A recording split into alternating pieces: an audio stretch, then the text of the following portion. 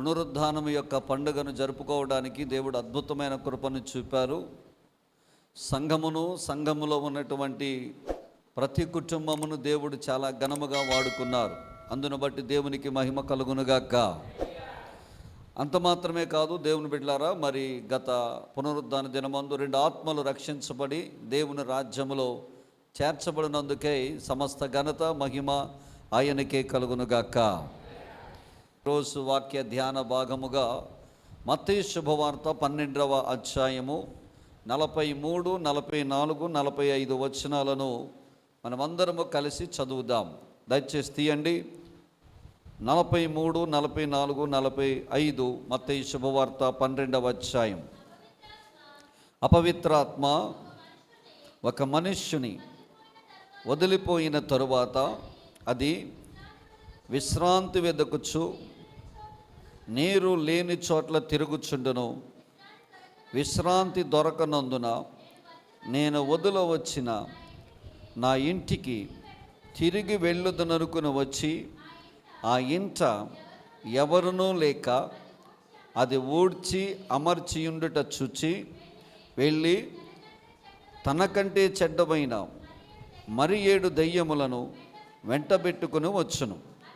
అవి దానిలో ప్రవేశించి అక్కడనే కాపురముండెను. అందుచేత ఆ మనిషిని కడపటి స్థితి మొదటి స్థితి కంటే చెడ్డదగునని, అలాగే ఈ దుష్టతరము వారికి సంభవించునను. దేవునికి మహిమ కలుగునుగాక. ఈ వాక్యమును దేవుడు తన వినికిడిలో దీవించి మనకు అర్థమయ్యే రీతిలో బోధించునుగాక. బిడ్డలారా, ఈ 12వ అధ్యాయం మత్తయి శుభవార్త 12వ అధ్యాయాన్ని 5 భాగాలు చేయొచ్చు.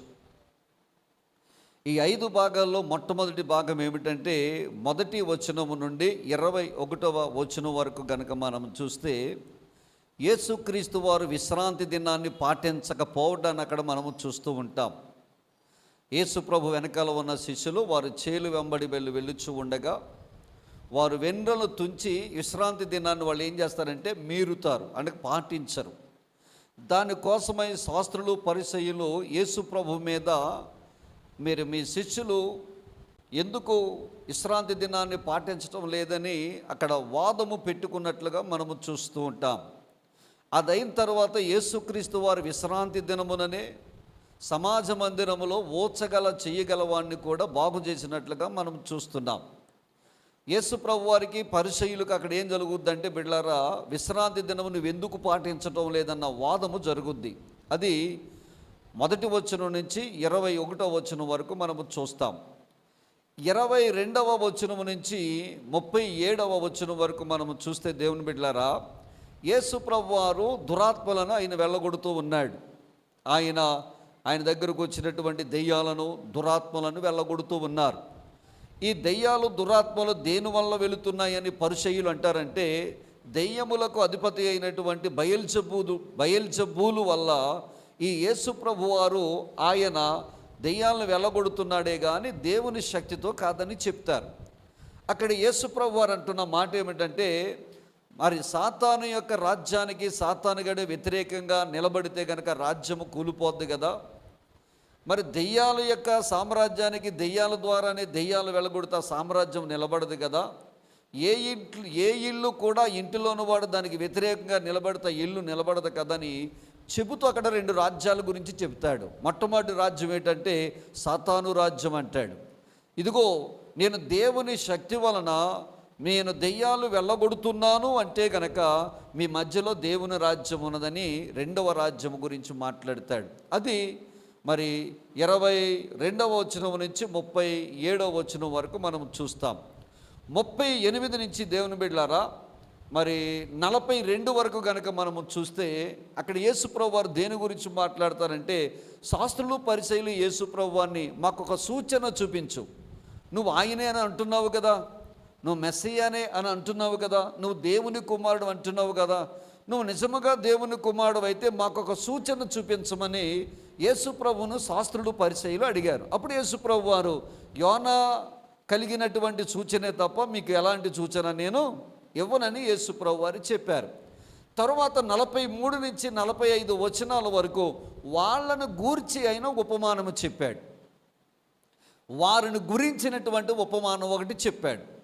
ఆ 46 నుంచి 50 వచనాల వరకు కనుక చూస్తే కనుక ఎవరు నా తల్లి, ఎవరు నా తండ్రి, ఎవరు నా సహోదరులు అని అక్కడ యేసుప్రభు వారు మాట్లాడుతున్నట్లుగా మనం చూస్తూ ఉంటాం. ఆయన బోధించుచుండగా కొంతమంది వచ్చారు. ఆ కొంతమందిలో యేసు యొక్క తల్లిను ఆయన సహోదరులు వచ్చి బయట నిలబడ్డారు. ఇందులో ఒకడు లోపలికి వచ్చి అంటాడు, అయ్యా మీ అమ్మగారు వచ్చారు, మీ అన్నయ్యలు వచ్చారు, మీ తమ్ముళ్ళు వచ్చారు, మీ చెల్లెళ్ళు వచ్చి అంటారు. అప్పుడు యేసుప్రభు వారు అంటున్న మాట 46 నుంచి 50 వచనాలు కనుక మనం చూస్తే, ఎవరు నా తల్లి, ఎవరు నా సహోదరులు, ఎవరు నా సహోదరులు, దేవుని వాక్య ప్రకారంగా ఎవరైతే చేస్తారో వారే నా సహోదరి, నా తల్లి అని అక్కడ వివరించినట్లుగా మనము చూస్తూ ఉంటాం. ఇది బిడ్డలారా 12వ అధ్యాయములో ఉన్న 5 భాగముల గురించినటువంటి వివరణ. ఈ 12వ అధ్యాయంలో ఇప్పుడు మనం చదవబడిన లేఖన భాగం ఏమిటంటే, యేసుప్రభు వారు శాస్త్రుల్ని పరిసయ్యుల్ని ఉద్దేశించి ఆయన ఒక ఉపమానము చెప్పారు. ఏమిటా ఉపమానం అంటే, ఒక మనిషిని అపవిత్రాత్మ వదిలి ఆయనను వెడలిపోయిందట. ఎప్పుడైతే అపవిత్రాత్మ వదిలి ఆయనను వెళ్ళిపోయిందో అది ఎక్కడెక్కడ తిరిగిందంట, నీరు లేని చోట్లల్లా తిరుగుచుండెను. తిరిగింది కానీ దానికి ఎక్కడా కూడా ఏమి కనపడలేదంట, నివాసము కనపడలేదు. నివాసము కనపడైపోయేసరికి ఆ నివాసము కనపడినటువంటి ఆ అపవిత్రాత్మ అక్కడ ఇల్లును దేనితో పోల్చారంటే, దేవుని బిడ్డలారా, మనిషితో పోల్చారు. మీరు చదవండి ఆ మాట. అపవిత్రాత్మ ఒక మనుష్యుని వదిలిపోయిన తరువాత అది విశ్రాంతి వెదుకుచు నీళ్లు లేని చోట్ల తిరుగుచుండెను.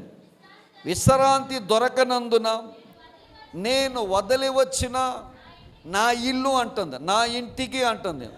అక్కడ పైన చెప్పబడిన మాట ఏమని చెప్పబడింది, ఒక మనుష్యుని అపవిత్రాత్మ వదిలి వెళ్ళిపోయింది. ఇక్కడేమంటుంది, నేను ఏ మనిషినైతే వదిలేశానో, అంటే ఒక మనిషి దురాత్మకు నివాసయోగ్యముగా ఉంటున్నాడు. అందుకనే దేవుని వాక్యము కూడా సెలవిస్తున్నది బిడ్డలారా, మీరు దేవుని ఆలయమై ఉన్నారని, దేవుని ఆత్మ మీలో నివసించుచున్నాడని మీరు ఎరుగరా అంటాడు. మనం ఎవరమంట, దేవుని యొక్క ఆలయం అంటే నివాసమై ఉన్నాం, దేవుడు నివసించే నివాసమై ఉన్నాం. అయితే దేవుడైన నివాసము చేయాలి, లేదంటే దురాత్మ అయినా నివాసం చేయాలి. ఇప్పుడు చదవబడిన లేఖన భాగంలో మనం చూస్తే ఒక వ్యక్తిలో దేవునికి బదులుగా ఏది నివాసం చేస్తుందంట, దురాత్మ నివాసం చేస్తుంది, అపవిత్రాత్మ నివాసం చేస్తుంది. మరి మొత్తం మీద ఏమైందో తెలియదు కానీ అపవిత్రాత్మకి దానికే బుద్ధి పుట్టి బయటకు పోయిందో తెలియదు. లేకపోతే ఎవరైనా క్రొత్త వ్యక్తి ఇంటిలోకి రావడం వల్ల నేను ఉండలేనని చెప్పేది బయటకు వచ్చిందో తెలీదు. ఇక ఎందుకులేమో, నాశనం చేసిన కాడికి నాశనం చేశారు, నాశనం చేయడానికి ఇంకొకటి దగ్గర పోతే మంచిదని చెప్పి వదిలేసి బయటకు వచ్చిందో తెలీదు. మొత్తం మీద ఆ అపవిత్రాత్మ అతను వదిలిపెట్టి ఏం చేసిందంట, బయటకు వచ్చింది. వచ్చిన తర్వాత ఇది బయట తిరుగుతుందట. బయట తిరుగుతూ ఉంటుండగా దేవుని బిడ్డలారా, నీరు లేని చోట్ల తిరుగుతుందట. సాతంగా భూతాలు, దెయ్యాలు, దురాత్మలన్నీ నీరు లేని చోట్లనే తిరుగుతూ ఉంటాయి. తిరిగినప్పుడు దీనికి ఎక్కడా కూడా నివాసం కనపడలేదు. ఏ ఇంట్లోకి వెళ్ళడానికి నివాసం కనపడలేదట. బహుశా అనుకుంది, తిరిగి తిరిగి అలసిపోయి ఉంది ఈ యొక్క దురాత్మ. అలసిపోయిన తర్వాత దానికి కూడా ఏ చెట్టు కింద కూర్చుందో, మరి ఎక్కడ కూర్చుందో మనకు తెలియదు. దానికి ఒక ఆలోచన వచ్చిందంట, మనం ఇది వదిలేసి వచ్చిన ఇల్లు ఒకటి ఉంది కదా, దాని దగ్గరికి వెళ్తే సరిపోద్ది కదా అని అనుకుందట. అనుకుని ఏం చేసిందంటే దేవుని బిడ్డలారా, తిరిగి వచ్చిందట. ఎక్కడికి వచ్చింది, తాను వదిలేసిన ఇంటికి తిరిగి వచ్చింది. దేవునికి స్తోత్రం కలుగును గాక. ఇంటికి తిరిగి వచ్చిన తర్వాత బిడ్డలారా జరిగిన సంగతి ఏంటంటే, ఇల్లు మాత్రం సూపర్గా తయారైపోయిందట. ఇల్లు మాత్రం చాలా అద్భుతంగా అందంగా అలంకరించబడిందంట. దాని షేపులు మారిపోయినాయి. పైన పెంకులు తీసేసాడు, డాబా వేసేసాడు, కిటికీలు మార్చాడు, గుమ్మాలు మార్చాడు, పెయింటింగ్లు మార్చాడు, శుభ్రంగా అన్నీ మార్చాడు. సూపర్. ఎలాగుందంటే, ఈ దురాత్మ అంటే ఇంటిని దాటి వెళ్ళిపోయి, నేను దాటొచ్చిన ఇల్లు ఇదేనా, ఇంత అందంగా ఉందేటి, చక్కగా అమర్చబడి ఉందేటి, చాలా నీట్గా ఊడ్చేసి ఉందేంటి, ఇంతకుముందు అలాగూ లేదు కదా. అబ్బా చాలా అందంగా ఉంది, చాలా డెకరేటివ్గా ఉంది, శుభ్రంగా మంచి మంచి కలర్స్ వేశాడు, మంచి మంచి కట్టెళ్ళు కుట్టించాడు, మంచి మంచి కిటికీలు పెట్టాడు, మంచి మంచి గుమ్మాలు పెట్టాడు. డైనింగ్ రూమ్ మారిపోయింది, డైనింగ్ రూమ్లో టేబుల్ మారిపోయింది, బెడ్రూమ్లో మంచాలు మారిపోయినాయి, కిచెన్ రూమ్లో వంట పాత్రలన్నీ మారిపోయినాయి, నూతన టెక్నాలజీ వచ్చింది. అబ్బా చాలా బాగుంది, ఈ ఇల్లు నాదేనా, నేను నివాసం ఉన్న ఇల్లు ఇదేనా అని ఆశ్చర్యపోయిందట. యేసు ప్రభు వారు ఎవరితో చెప్తున్నాడు ఉపమానం? శాస్త్రులు పరిచయులతో చెప్తున్నాడు ఉపమానం. చెబుతూ అంటాడు కదా, ఆ ఇల్లట చక్కగా అమర్చబడి ఉందట. దేవునికి అలాగేం కనపడలేదట, సూపర్గా ఉందట, చాలా అందంగా తయారు చేసిందట, చాలా చక్కగా ఉందంట ఇల్లు. ఇది అనుకుందంట, ఇది నా ఇల్లేనా, నేను నివాసం ఉండి వచ్చిన ఇల్లేనా ఇది అని అనుకుని మరలా వెనక్కొచ్చి ఆ తలుపు దగ్గరకు వచ్చిందట. బాధాకరం ఏంటంటే, చదవండి ఈ మాట, నేను వదిలి వచ్చిన నా ఇంటికి తిరిగి వెళ్ళుదుననుకుని వచ్చి ఆ ఇంట ఎవరనూ లేక అది ఊడ్చి అమర్చి ఉండుట చూచి వెళ్ళి తనకంటే చెడ్డవైన మరి 7 దెయ్యములను ఏం చేసిందంట అది. ఆగండి, అక్కడ దేవునికి స్తోత్రం చెప్పండి ఒకసారి. అక్కడికి వెళ్ళిన తర్వాత, ఇంటి దగ్గరికి వెళ్ళిన తర్వాత బాధాకరమైన విషయం ఏమిటంటే, దేవుని బిడ్డలారా, తాళాలు మాత్రం అయ్యే ఉంచాడు, పాత తాళాలే ఉన్నాయి, కొత్త తాళాలు మార్చలేదు. ఈ సాతానుగాడు అనుకున్నాడట, ఈడేమన్నా తాళాలు మార్చాడేమో అని దగ్గరికి వెళ్ళి తలుపు దగ్గరికి వెళ్ళాడట. తీరా తలుపు దగ్గరికి వెళ్ళేసరికి జోబులో నుంచి వాడి దగ్గర ఉన్న పాత తాళాలు ఉన్నాయే, ఆ పాత తాళాలు తీసి ట్రై చేసేసరికి ఈ తలుపు ఏమైపోయిందంట, వచ్చేసిందంట. ఎప్పుడైతే డోర్ ఓపెన్ అయిపోయిందో ఇంట్లోకి చూశాడట. ఇంట్లోకి తీరా చూస్తే ఇంట్లో ఎవరు లేరు. ఇంత అమర్చి, ఇంత చక్కగా డెకరేటివ్ చేసి, ఇంత అందంగా తయారు చేసిన ఇంట్లో ఎవరో ఒకడు ఉంటాడని సాతాను అనుకున్నాడట. అపవిత్రాత్మ అనుకున్నదట. అపవిత్రాత్మ అనుకున్నది, కానీ తీరా ఇటు డోర్ ఓపెన్ చేసి లోపల చూస్తే ఎవ్వరునూ లేరు. పాతకి పనిచేసింది, డోర్స్ ఓపెన్ అయ్యాయి, లోపల చూశాడు, ఎవడో కనపడలేదట. కనపడైపోయేసరికి వాడు తెచ్చుకున్న లగేజ్ అంతా అక్కడ పాడేసి,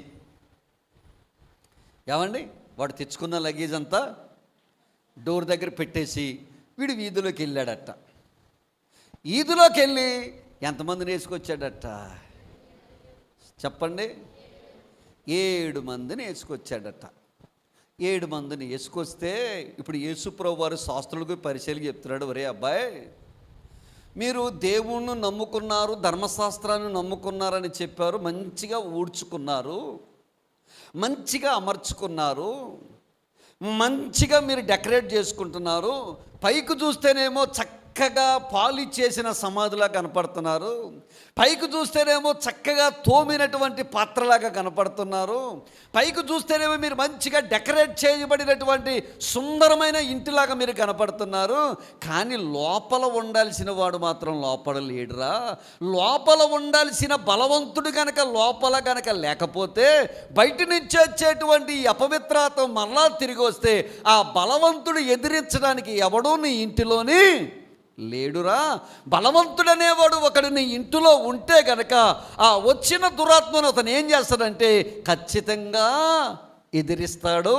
ఎదిరించినప్పుడు ఊడ్చి అమర్చబడి చక్కగా నూతనంగా చేయబడ్డ నీ జీవితంలో నేనుంటే, అనగా నీ ధర్మశాస్త్రము కన్నా, నీ ఆచారాల కన్నా, నీ పద్ధతుల కన్నా నన్ను మీరు అంగీకరిస్తే, నీలోకి నేను వస్తే ఏ దురాత్మను రానివ్వకుండా నేను కాపాడుతానని ప్రభు చెప్పాడు. దేవునికి స్తోత్రం కలుగునుగాక. ఇది ఆ ఉపమానం యొక్క అర్థం. ఆ 7 కోసం చెప్తాను, జాగ్రత్తగా ఆలకించండి. 1, నెంబర్ 1 దెయ్యం తీయండి. అపోస్తుల కార్యం 10వ అధ్యాయం 38వ వచనం. అదేదనగా, దేవుడు నజరేయుడైన యేసును పరిశుద్ధాత్మతోనూ శక్తితోనూ అభిషేకించుననిదే జగత్కాలకి ఇచ్చండి. దేవుడు ఆయనకు తోడైయుండెను గనుక ఆయన మేలు చేయుచు అపవాది చేత పీడింపబడిన వారందరినీ స్వస్థపరచుచు. దేవునికి స్తోత్రం చెప్పండి. మొదటి దెయ్యము లోపలకు వస్తే వాడు చేసే మొదటి పని ఏంటంటే మనల్ని పీడించుకు తింటాడు. ఇంతకుముందు బాగానే ఉండేదానివి, ఇంతకుముందు నీ ఇల్లు బాగానే ఉంది, నువ్వు మంచిగానే ఉన్నావు, నీలో ఒకడు బలవంతుడు ఉన్నాడు, రక్షణ పొందావు, బాప్తీసం తీసుకున్నావు. ఎప్పుడైతే రక్షణ పొంది బాప్తీసం తీసుకున్నావో లోపలున్న దెయ్యాలన్నీ పెట్టే బేడ పట్టుకుని బయటికి వెళ్ళిపోయినాయి. ఎందుకు వెళ్ళిపోయినాయి అంటే నీతిమంతుడైన వాడు, రక్షకుడైన వాడు, పరిశుద్ధుడైన వాడు మన హృదయంలోకి వచ్చాడు. ఆయనే ప్రపంచంలోకెల్లా అందరికంటే బలవంతుడైన దేవుడు. దేవునికి స్తోత్రం.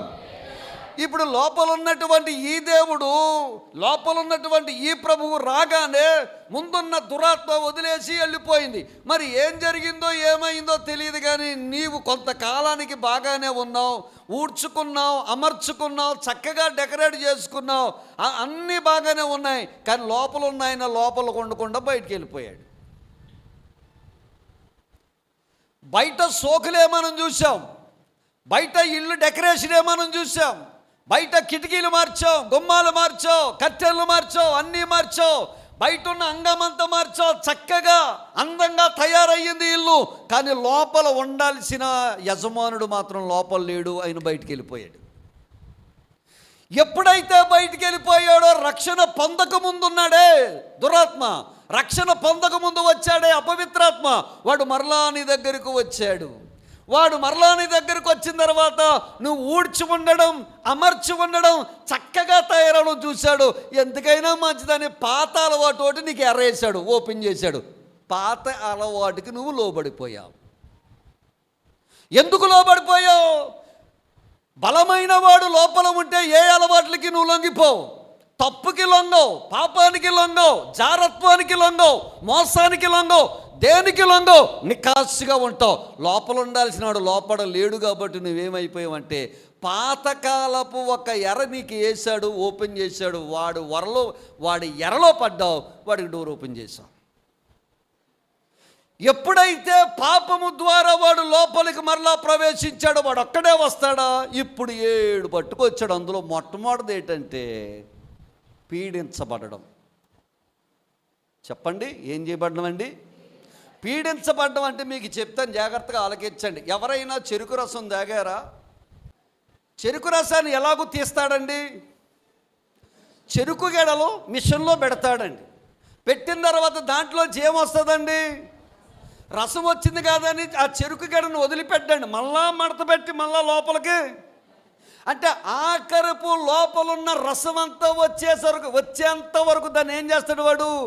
పిప్పి చేసేంత వరకు ఆ చెరుకు గెడను వాడు ఎగ్జాక్ట్గా దురాత్మ నీలోనికి వస్తే నిన్ను అలాగే పీడించుకు తింటాడు.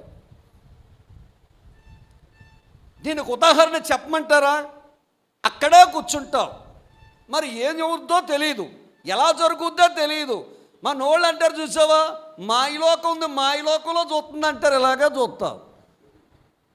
అమ్మ ఉలుకొండదు, నా కూతురా ఉలుకొండదు, ఏం చేస్తున్నావమ్మా పలుకొండదు, ఎక్కడ చూస్తున్నావమ్మా చెప్పదు, అలాగ చూస్తూనే ఉండిపోద్ది. అలా చూస్తూ ఉండిపోతుందంటే దానికి ఎవరు పీడించేస్తున్నారన్నమాట. ఇలాగ పట్టుకుని అలాగ ఆలోచిస్తూ ఆలోచిస్తూ ఆలోచిస్తూ ఉండగా మనసుకు విసుగుదల కలిగిస్తుందట. మనసుకు విసుగుదల కలిగించిందంటే చచ్చిపోవాలన్న కోరిక కలుగుద్దట.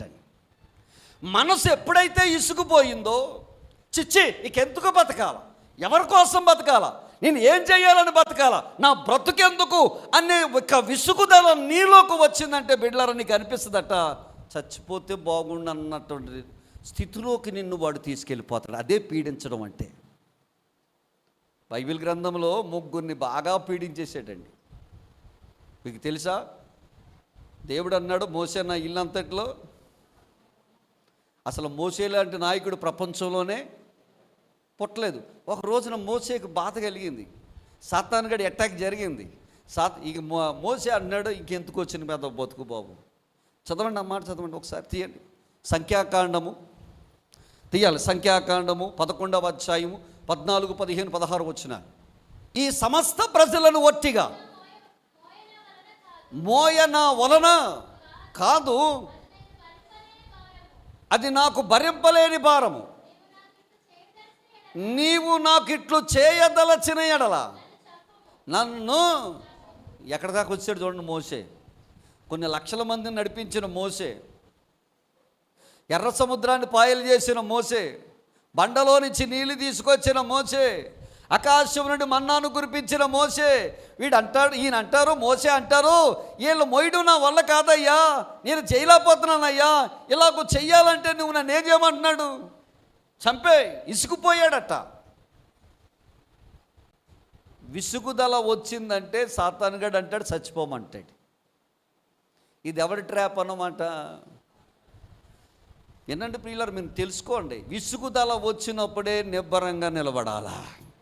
తీయండి న్యాయాధిపతుల గ్రంథంలో తీయండి 16వ అధ్యాయం 16వ వచనం చదవండి. అనుదినమును మాటల చేత అతన్ని బాధించి తొందర పెట్టుచున్నందున అతడు ప్రాణము ఏమైపోయిందంట?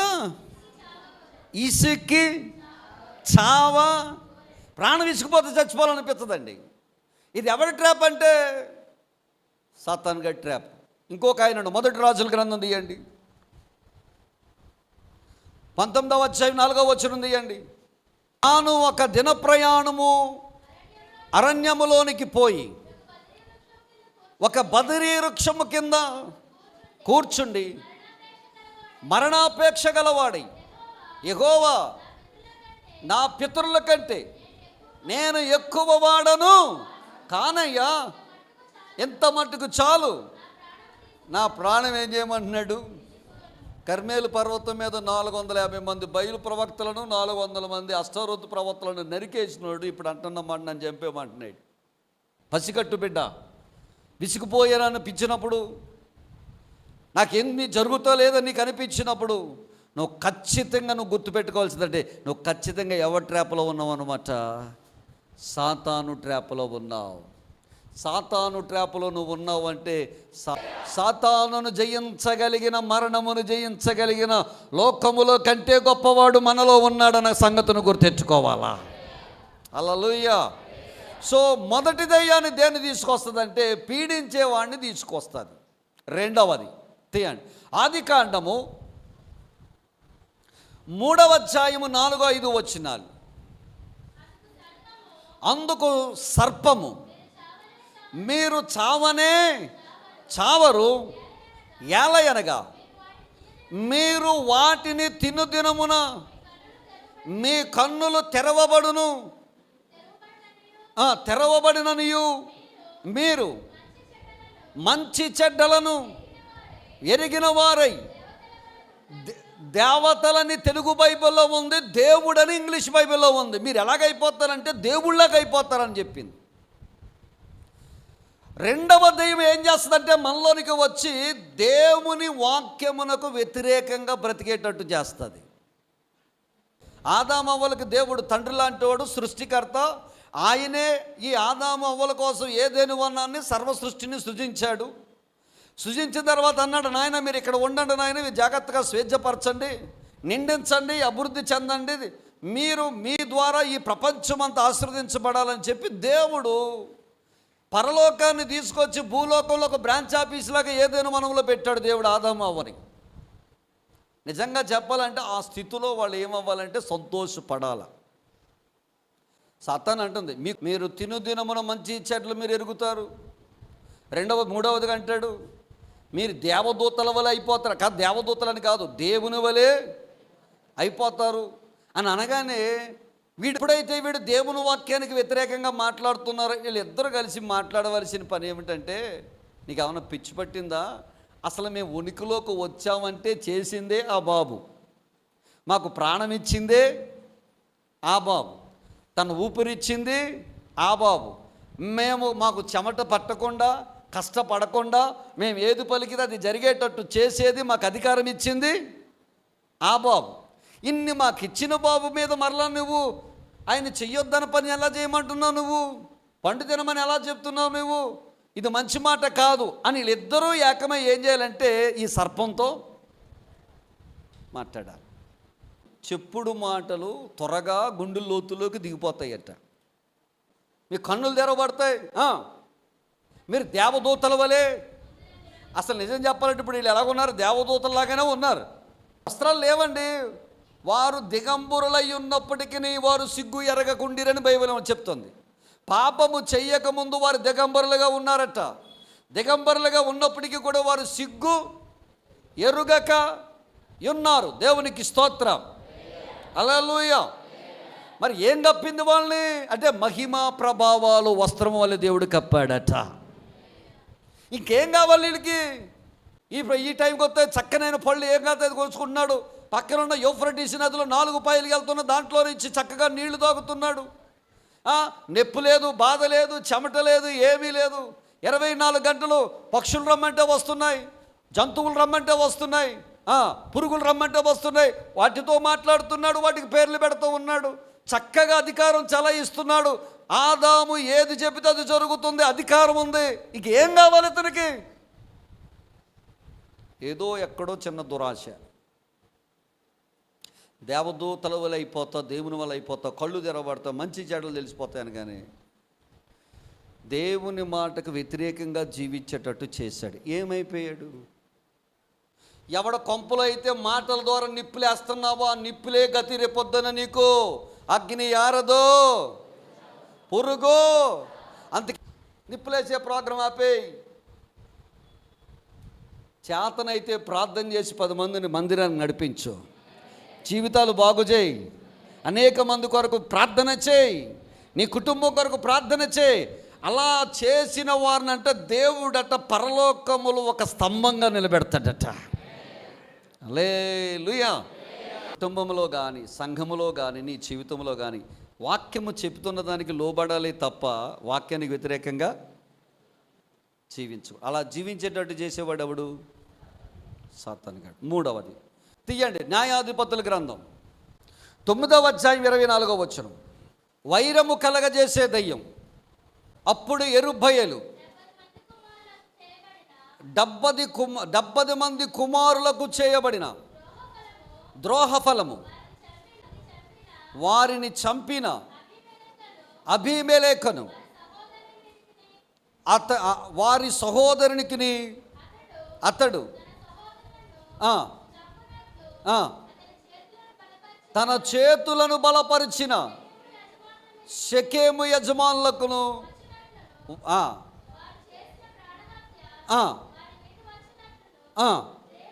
దేవుడు అబీమెలెకును షెకెము యజమానులకును ఏం కలగజేశాడట? వీళ్ళిద్దరూ ఒకప్పుడు చాలా చక్కగా ఉన్నారు. గిద్యోనికి 70 మంది కుమారులు. వినాలి జాగ్రత్తగా. గిద్యోను ఎవరో మనకు తెలుసు. 300 సైన్యముతో మిద్యానీయులందరినీ ఓడగొట్టిన మహావీరుడు. అంతకుముందు పిరికోడు. అంతకుముందు దేవుడు గిద్యోను పిలుస్తున్నప్పుడు గాను వెనకాల గోధుమలను దొల్లగొట్టుకునే సంచిని వెనకాల నుండి దాక్కున్నవాడు. దాక్కున్నటువంటి గిద్యోను కాస్త బయటకు తీసుకువచ్చి కొన్ని సూచనలు చూపించి ధైర్యపరిచి బయటకు లాక్కొచ్చి ఒక వీరుడిగా దేవుడు తయారు చేశాడు. వీరుడిగా తయారు చేసిన తర్వాత 300 మందితో మిద్యానీయులటువంటి ఆ సైన్యాన్ని అంతటి శత్రువులందరినీ హతమార్చిన తర్వాత అతనికి 70 మంది కుమారులు పుట్టారు. ఆ 70 మందిలో పెద్దవాడైన అబీమెలెకు ఏం చేశాడంటే మిగతా వాళ్ళందరినీ చంపేసి వీడే రాజు అయిపోదామని చెప్పి ఏం చేశాడంటే వాళ్ళందరినీ పనుందని తీసుకుని వచ్చి ఒక రాయి దగ్గరకు తీసుకొచ్చి సొంత అన్నదమ్ముల్ని రాయి మీద ఖడ్గము చేత చంపించేస్తాడు. అందులో ఒకడు తప్పించుకుంటాడు. అతని పేరు యోతాము తప్పించుకుని వెళ్ళిపోతాడు. ఈ లోపల ఈ యొక్క అబీమెలెకు ఏం చేస్తాడంటే తన తల్లి పుట్టినిల్లైనటువంటి షెకెముకి వెళ్తాడు. షెకెములో వారి మేనమామలు ఉంటారు. ఆ మేనమామల దగ్గరికి వెళ్ళి అంటాడు, అయ్యలారా, పరాయి వాడెవడో మిమ్మల్ని పరిపాలించడం వల్ల మీకు ఉపయోగం ఏముంది? మీరు నా రక్తము, మీరు నా మేనమామలు, నా తల్లిని తోబుట్టువు, దయచేసి మీరు నాకు సపోర్ట్ చేస్తే నేను ఇశ్రాయేలును ఏలతానని చెప్పి అబీమెలెకు ఏం చేస్తాడంటే షెకెము యొక్క వాళ్ళ పెద్దలందరి దగ్గరికి కౌరు పంపుతాడు. వాళ్ళందరూ ఏం చేస్తారంటే, పరాయాడు ఎవడో మమ్మల్ని పరిపాలించడం ఎందుకురా, నీవే పరిపాలించమని ఈ షెకెము యజమానులందరూ ఏకమై అబీమెలెకు ఏం చేస్తారంటే సపోర్ట్ చేస్తారు. అబీమెలెకు ఏలడం ప్రారంభిస్తాడు. అబీమెలెకు ఏలడం ప్రారంభించిన తర్వాత దేవుని బిడ్డలారా, జరిగిన సంగతి ఏమిటంటే, కొంతకాలం అయిన తర్వాత యోతాము అనేవాడు అబీమెలెకు వారితో ఆ గ్రామ పెద్దలతో మాట్లాడినప్పుడు ఆ యొక్క శాపాన్ని, ఆ పాపాన్ని దేవుడు షెకెము పెద్దల మధ్యను ఈ అబీమెలెకు మధ్యను తీసుకువస్తాడు. అప్పుడు జరిగిన ఏంటంటే వైరము కలగవుతుంది. గొడవలు. వైరం అంటే ఏంటి చెప్పండి? గొడవలు. ఎవరెవరికి గొడవలు? ఒకప్పుడు మంచిగా ఉన్న వాళ్ళ మధ్యలో ఏం జరుగుతుంది? గొడవలు జరుగుతున్నాయి. బిడ్లారా, అపవిత్రాత్మ వదిలి వెళ్ళిపోయిన తర్వాత వీడు తీసుకొచ్చే మూడో దెయ్యం పేరేం పేరంటే గొడవలు.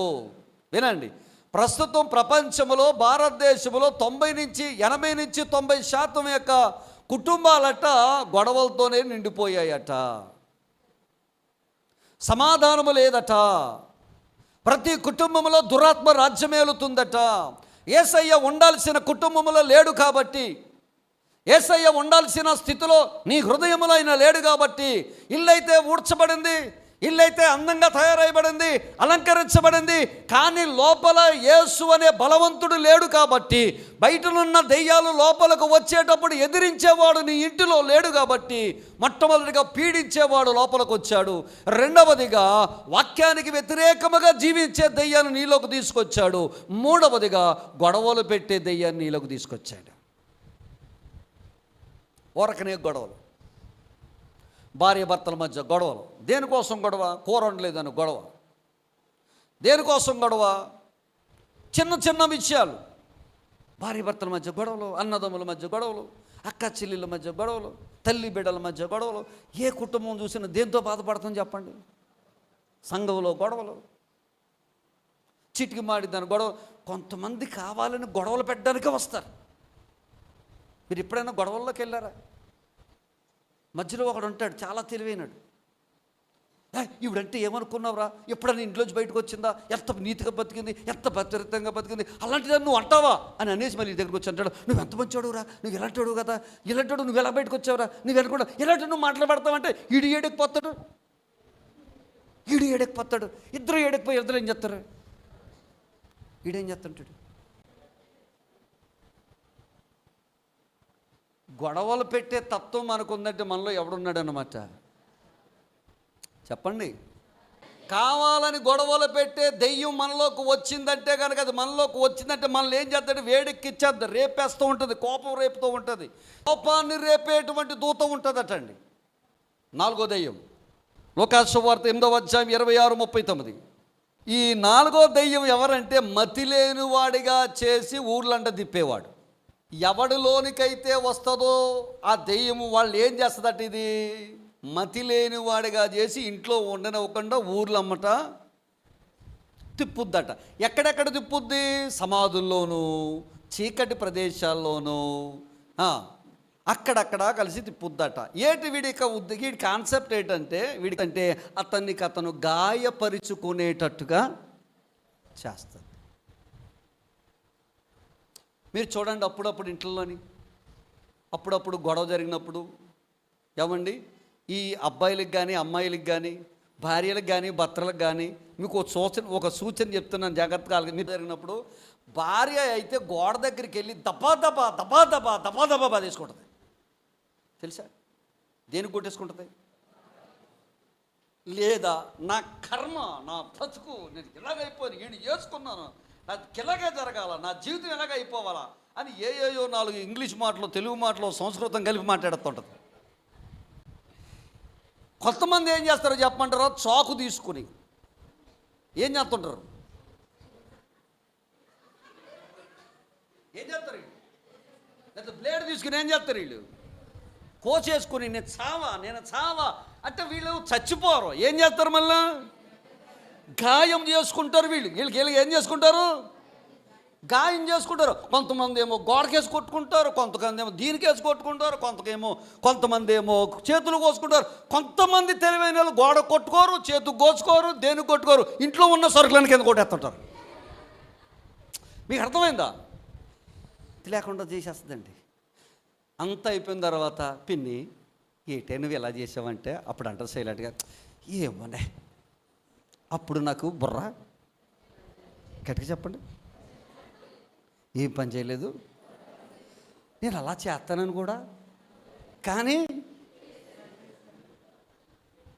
అప్పుడు ఒక మంచి సంస్కృతం మాట్లాడంటది, నేను అలాగూ చెయ్యకుండా ఉండాల్సింది నా అంత ఇంకెవరో భూమి మీద, ఇంతే నా బతుకు అని అంటారా అనరా?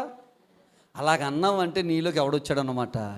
ఏమండి, ప్రేమ కలిగిన చోట ఒక్క చిన్న మాటతో గొడవలు మనం సద్దు మనగించవచ్చు. ప్రేమ అనేక దోషములను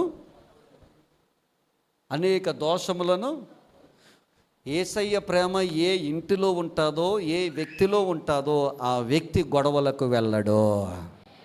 హల్లెలూయా.